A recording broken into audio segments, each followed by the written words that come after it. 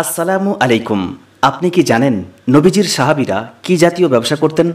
তারা আমাদের শিখিয়েছেন হালাল পথে উপার্জন করেও কিভাবে দুনিয়া ও আখেরাত দুটোই অর্জন করা যায়।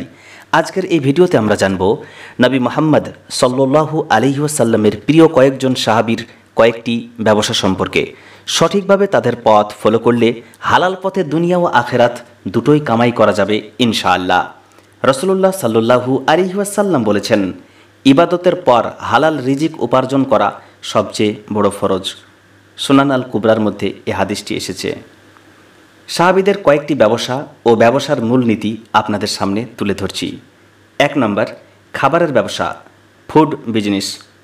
আব্দুর রহমান বিন আউফ রাদিয়াল্লাহু তাআলা আনহু, হযরত জুবাইর বিন আওয়াম রাদিয়াল্লাহু তাআলা আনহু, হযরত ওমর বিন আস রাদিয়াল্লাহু তাআলা আনহু সহ অসংখ্য সাহাবা প্রধানত বিভিন্ন খাদ্যদ্রব্যের ব্যবসা করতেন। সেই সময় যে সমস্ত খাদ্যের ব্যবসা বেশি হতো তা হলো গোস্ত, খেজুর, জৈতুন, মধু, তেল, ঘি, যব ইত্যাদি। বর্তমানে যদি কেউ খাবারের ব্যবসা করতে চায় তাহলে যে সমস্ত খাবারগুলি আমাদের মধ্যে বেশি প্রসিদ্ধ, দৈনন্দিন জীবনে অতি প্রয়োজনীয়, সে সমস্ত খাবার নিয়ে ব্যবসা করলে ইনশাআল্লাহ লাভবান হওয়া যাবে। তবে যেখানে ব্যবসা শুরু করতে যাচ্ছেন প্রথমে মার্কেট ভালোভাবে যাচাই করে নেবেন। যে সমস্ত খাবারে বেশি কম্পিটিশন আছে সেগুলো বাদ দিয়ে বিকল্প অন্য খাবার নিয়ে ব্যবসা করতে পারেন। 2 নম্বর, কাপড়ের ব্যবসা, ক্লথ বিজনেস। যুগ যুগ ধরে কাপড়ের ব্যবসা একটি লাভজনক ব্যবসা হিসাবে পরিচিত। মানুষের চাহিদা অনুযায়ী নিত্য নতুন ডিজাইন প্রস্তুত করতে পারলে গ্রাহকের অভাব হবে না ইনশাআল্লাহ। মক্কার ভূমিতে যারা কাপড় ব্যবসায়ী হিসাবে সুনাম অর্জন করেছিলেন তাদের মধ্যে দুজন হলেন হযরত আবু বকর সিদ্দিক রাদিয়াল্লাহু তাআলা আনহু ও হযরত উসমান রাদিয়াল্লাহু তাআলা আনহু। হযরত উসমান রাদিয়াল্লাহু তাআলা আনহু কাপড় ছাড়া আরও অন্য ব্যবসাও করেছেন, তার মধ্যে একটি হলো খেজুর। বর্তমানে যদি কাপড়ের ব্যবসা শুরু করতে চান তাহলে বিশেষ করে 2-1টি প্রোডাক্ট নিয়ে শুরু করতে পারেন। সব প্রোডাক্ট একসঙ্গে রাখলে কোয়ালিটি মেনটেন্যান্স করা কঠিন হয়, যার ফলে ব্র্যান্ডিং নষ্ট হয়, মার্কেটিং খারাপ হয়। ফলে একটি মার্কেটে যদি কাপড়ের ব্যবসা শুরু করেন তাহলে অতি প্রয়োজনীয় 2 থেকে 3টি প্রোডাক্ট, বিভিন্ন কালেকশন, বিভিন্ন ডিজাইন রাখুন।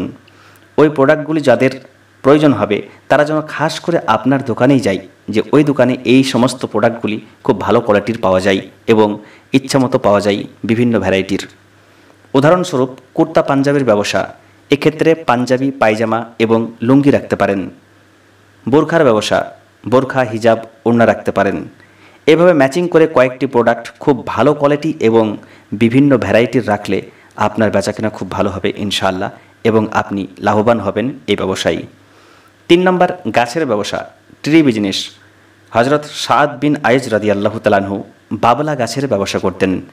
তিনি যখনই অন্য কোনো ব্যবসা করতেন তাতে তার লোকসান হতো, কিন্তু যেদিন থেকে তিনি গাছের ব্যবসা শুরু করেছেন সেই দিন থেকে বহু মুনাফা অর্জন করতে শুরু করেন। তাই তিনি এই ব্যবসা অব্যাহত রাখেন।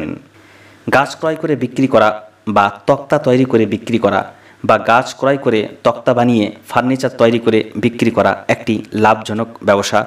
আপনি যদি এটি পারেন তাহলে করতে পারেন, তবে ব্যবসা করার পূর্বে বিজ্ঞ ব্যক্তিদের পরামর্শ অবশ্যই নেবেন। এই ভিডিওটি শুধুমাত্র এডুকেশন পারপাসে বানানো হচ্ছে।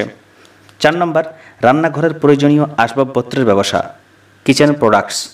রান্নাঘরের যাবতীয় আসবাবপত্র যেমন পানির পাত্র, খাবার থালা, হাঁড়ি, গ্লাস, বালতি সহ যাবতীয় প্রয়োজনীয় আসবাব। সাহাবীদের যুগে কলসি, লোটা, গ্লাস ইত্যাদির ব্যবসা তো অবশ্যই ছিল, কিন্তু কোন সাহাবী এই জাতীয় ব্যবসা করেছেন তার কোনো তথ্য পাওয়া যায় না। ফলে আপনি যদি কিচেনের যাবতীয় আসবাব বিক্রি করেন তাহলে এই ব্যবসাটি অনেক লাভজনক ব্যবসা। 5 নম্বর, মশলার ব্যবসা, স্পাইস বিজনেস। আরবীয়রা পূর্ব এশিয়ার বিভিন্ন এলাকা থেকে, বিশেষ করে ভারতের কেরালাতে আসতেন ব্যবসার উদ্দেশ্যে। এখান থেকে বিভিন্ন মশলা ও সুগন্ধির জন্য উদ, বিভিন্ন কাঠ আমদানি করতেন। ভারতীয় উপমহাদেশের উৎপাদিত বিভিন্ন মশলা যেমন এলাচ, লবঙ্গ, গোলমরিচ, আদা ইত্যাদি ব্যবসার জন্য খুব গুরুত্বপূর্ণ ছিল। এখান থেকে ব্যবসায়ীরা এসে নিয়ে যেতেন। এছাড়া বিভিন্ন বস্ত্রও নিয়ে যেতেন। বর্তমান পৃথিবীতে সব কিছুতে ভেজালে ভরে গেছে। আপনি যদি আসল মশলার ব্যবসা শুরু করতে পারেন আর মানুষ ব্যবহার করার পর যদি বুঝতে পারে আপনি আসল মশলা বিক্রি করেন, বা আপনি মানুষকে যদি বোঝাতে পারেন যে আপনার প্রোডাক্টগুলো অরিজিনাল, তাহলে আল্লাহর রহমতে এই ব্যবসার দ্বারা আপনি অনেক ধনী হতে পারবেন ইনশাআল্লাহ। আর এই ব্যবসাটি খুব অল্প পুঁজিতে শুরু করতে পারবেন।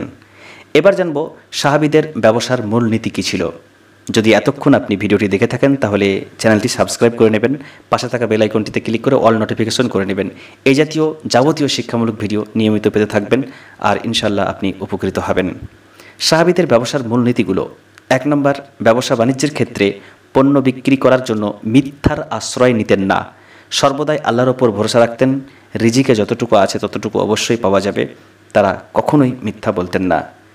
2 নম্বর, পণ্যের অর্থাৎ মালের দোষ ত্রুটি গোপন করতেন না, ভালো বা খারাপ যাই হোক সব কিছু পরিষ্কার করে গ্রাহকদের বলে দিতেন।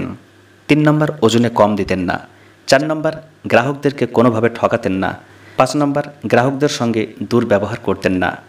ব্যবসার ক্ষেত্রে এই মূলনীতিগুলো ফলো করলে মানুষ আপনাকে বিশ্বাস করবে এবং আপনার কাছে বেশি সামান ক্রয় করবে ইনশাল্লাহ।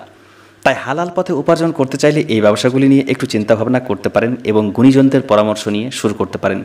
ভিডিওটি শুধু শিক্ষার উদ্দেশ্যে বানানো হয়েছে, যদি সিদ্ধান্ত নিতে চান তাহলে জ্ঞানীদের পরামর্শ অবশ্যই নেবেন।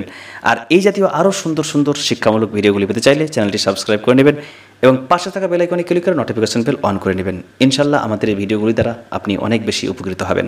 তো সকলে ভালো থাকবেন। আসসালামু আলাইকুম।